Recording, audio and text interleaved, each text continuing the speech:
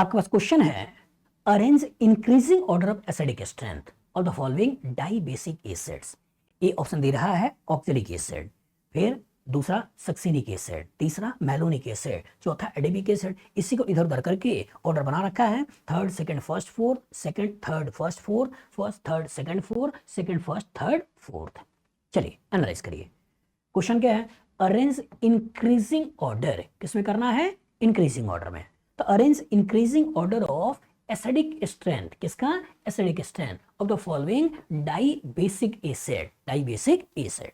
तो दो तीन टर्म्स आए, इंक्रीजिंग ऑर्डर मतलब क्या है, घटते से बढ़ने की तरफ आगे बढ़ना है, मतलब सबसे कम फिर ज्यादा फिर ज्यादा फिर सबसे ज्यादा। दूसरा क्या है, एसिडिक कैरेक्टर। तो एसिडिक कैरेक्टर का क्वेश्चन कैसे लगाते हैं कि जब भी कोई एसिड का एसिडिक कैरेक्टर निकालना है तो हमें उसके कॉन्जुगेट बेस के ऊपर फोकस करना है। कॉन्जुगेट बेस जितना ज्यादा स्टेबल होगा, मॉलिक्यूल का एसिडिक कैरेक्टर उतना ही ज्यादा होगा, ये तो करना है। तो दैट मींस इन एसिड का आपको स्ट्रक्चर बनाना है, स्ट्रक्चर बना के उनके कॉन्जुगेट बेस को बनाना है और उसी कॉन्जुगेट बेस की स्टेबिलिटी को चेक कर लेना है। और कैसे चेक करना है, या तो इलेक्ट्रॉन डोनेटिंग लगे होंगे या तो इलेक्ट्रॉन विड्रॉइंग लगे होंगे। तो इलेक्ट्रॉन विड्रॉइंग किसी भी रूप में लगा रहेगा उसकी स्टेबिलिटी बढ़ाएगा, और इलेक्ट्रॉन डोनेटिंग किसी भी रूप में लगा रहेगा मॉलिक्यूल का एसिडिक कैरेक्टर गिराएगा। ये तो है। अब कह रहा है for the following die basic acid. अब ये क्या होता है, बेसिक और एसिड, बेसिक भी है एसिड भी है, इसका क्या चक्कर है। इसका चक्कर ये बेटा कि इसका मतलब इस मॉलिक्यूल के अंदर दो जगहों से प्रोटॉन निकल सकता है। तो जब दो जगहों से प्रोटॉन निकले तो डाई बेसिक एसिड होता है, एक जगह से प्रोटॉन निकले तो मोनो बेसिक एसिड होता है, तीन जगह से प्रोटॉन निकले तो ट्राई बेसिक एसिड होता है। जैसे HCl है, HCl के कॉन्जुगेट बेस को Cl- बनाया तो एक ही प्रोटॉन निकला तो HCl मोनो बेसिक एसिड है। लेकिन सल्फ्यूरिक एसिड से तुमने सल्फेट बनाया तो दो प्रोटॉन को निकाला, जब दो प्रोटॉन को निकाला तो sulphuric acid die basic acid है।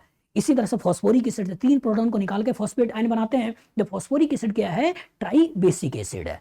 तो क्लियर होना चाहिए, monobasic, dibasic, tribasic, ये सारे टर्म्स क्लियर होने चाहिए कि जो एक प्रोटॉन को निकाल के बेस बनाए तो एक बेस बना, दो प्रोटॉन को निकाला तो बेस बनाया तो दो जगह नेगेटिव, मतलब डाई बेसिक हो गया। तीन जगह से प्रोटॉन को निकाल के तीन जगह नेगेटिव बनाया, मतलब तीन जगहों पे चीजें अटैच हो सकती हैं, अटैक कर सकता है, नेगेटिव चार्ज आया, that means tri basic acid है। तो इसका मतलब कि पहले oxalic acid, succinic acid, malonic acid, adipic acid का स्ट्रक्चर मालूम होना चाहिए, तभी तो क्वेश्चन लगाओगे। तो क्वेश्चन में है क्या, ऑक्जेलिक एसिड। तो ऑक्जेलिक एसिड क्या होता है, ऑक्जेलिक एसिड दो कार्बन की डाई बेसिक एसिड होते हैं। दूसरा क्या है, सक्सिनिक एसिड। तो सक्सिनिक एसिड क्या है, चार कार्बन की डाई बेसिक एसिड होते हैं। तीसरा क्या है, मैलोनिक एसिड, तीन कार्बन की डाई बेसिक एसिड होते हैं। और ये एडिपिक एसिड क्या है, छह कार्बन की die basic acid, die basic acid होते हैं। ये बन गया। अब एक बार आपको एसिड मालूम चल गया, अब इसका कॉन्जुगेट बेस बना लो। कॉन्जुगेट बेस में याद रखिएगा एक ही प्रोटॉन को निकालना है, ऐसा नहीं कि दोनों को निकाल दोगे। और जो कॉन्जुगेट बेस में एक ही प्रोटॉन को निकालना है तो इसके प्रोटॉन को निकाला तो जो मिला वो हमें ये मिला, इसके प्रोटॉन को निकाला तो इसके कॉरस्पॉन्डिंग जो मिला वो हमको ये मिला, ये मिला। और इसके कॉरस्पॉन्डिंग अगर प्रोटॉन को निकालते और कॉन्जुगेट बेस बनाते तो कॉन्जुगेट बेस ये मिलता। इसके कॉरस्पॉन्डिंग अगर कॉन्जुगेट बेस बनाते तो जो कॉन्जुगेट बेस मिलता वो हमारा कुछ ये मिलता, ये मिलता, ये तो बनता। अब इनकी स्टेबिलिटी देख लेनी है। तो यहां COO माइनस प्लस आई से पैसा दे रहा है, CO माइनस प्लस आई से पैसा दे रहा है, COO माइनस प्लस आई से पैसा दे रहा है, यहां CO माइनस प्लस आई से पैसा दे रहा है। अब यहां एसिड का माइनस आई पास में है जो माइनस आई से खींच रहा है, यहां एसिड का माइनस आई दूर है जो माइनस आई से खींच रहा है, यहां एसिड का माइनस आई दूर है जो माइनस आई से खींच रहा है, और यहां एसिड का माइनस आई बहुत दूर है जो माइनस आई से खींच रहा है। सोचिए जस्ट बगल में है, तो दैट मींस इसका स्टेबिलिटी क्या हो गई, सबसे ज्यादा हो गई। तो दैट मींस सक्सिनिक एसिड की स्टेबिलिटी, सक्सिनिक एसिड का कॉन्जुगेट बेस की स्टेबिलिटी सबसे ज्यादा, दैट मींस इसका एसिडिक कैरेक्टर सबसे ज्यादा।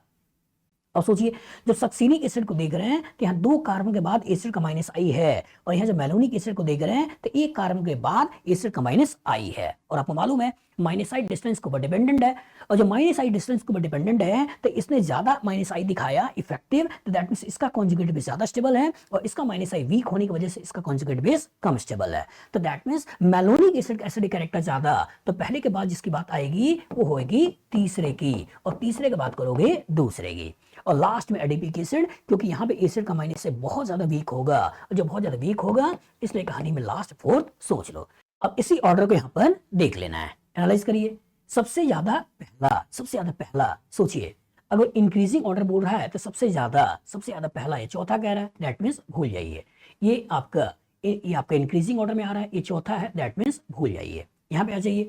अब ये बोल रहा है पहला ठीक है, फिर तीसरा ठीक है, फिर दूसरा ठीक है, फिर चौथा ठीक है, यही तुम्हारा आंसर है। यहां पे आ जाओ, दूसरा पहले बोल रहा है, ये भी गड़बड़ है, ठीक है। हमारा जो आंसर निकला वो आंसर कौन सा है, सी। भले यहां बोल रहा है इंक्रीजिंग ऑर्डर है, लेकिन यहां इन्होंने डिक्रीजिंग ऑर्डर दे दिया है, इसके चक्कर में परेशान मत होइएगा। मतलब ऑर्डर आपको प्रॉपर तरीके से याद होना चाहिए कि सबसे पहले हमको ऑक्सैलिक एसिड सोचना है, फिर मैलोनिक एसिड सोचना है, फिर सक्सिनिक एसिड, फिर बाद में एडिपिक एसिड, ठीक है। और आपको सिंबल कभी ऐसे बना कर दे दे डिक्रीजिंग, कभी ऐसे बना कर दे दे इंक्रीजिंग, इसके चक्कर में नहीं पड़ना चाहिए। कायदे से इसको भी थोड़ा बदल कर लिख लेना था, वो ज्यादा अच्छा होता। बताओ फ्यूचर में इस तरह का क्वेश्चन आएगा, लगा लोगे? गुड।